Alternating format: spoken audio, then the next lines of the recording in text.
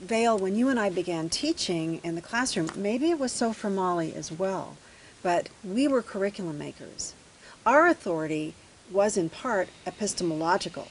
We were expected to find the major themes and concepts and to create engaging, powerful inquiries or approaches to learning that did not indoctrinate, but rather invited students into that critical thinking, into that space of, oh, we don't know. And not just the critical thinking, but bringing who they were to that space. Yes. Yes. So that authentic voice and that individual agency. Agency. Yes, exactly. Yeah. So it's both the thinking piece and the who you are piece, And the which who you together is pretty powerful. Democratic citizens.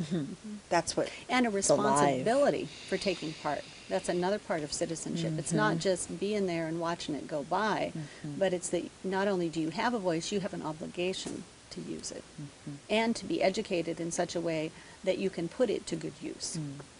John Goodlad talks a lot about that critical literacy piece, the thinking and the communicating piece about, you know, what is happening, how do you not only think about it, but how do you read, you know, to understand what you're reading, understand what's around you, back to that media piece, and that you need to do something about it. Question or Act.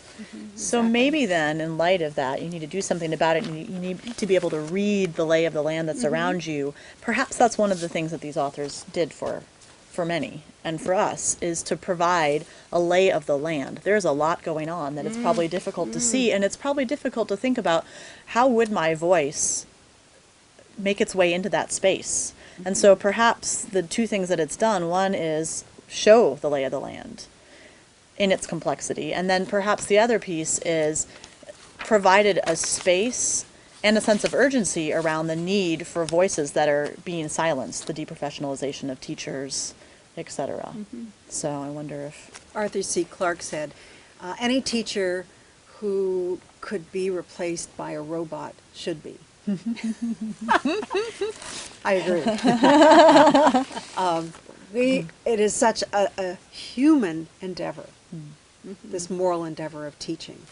And in looking at the thread that I think they kind of got lost in as I read this, the thread of neoliberalism, of the constraining of the kind of thinking, and in fact, democratic community that can be forged, not taught. It is forged and modeled and lived in the classroom, so that young people feel, oh, that's what it means to be a part of. That's what it means to have voice. That's what it means to name. All of that is perhaps what they're asking when you were talking. Do in fact the authors allow us to find our space to engage in the democratic process, which means that in spite of the constraints around us, we can do democracy. We can. Because actually, it goes one little group at a time.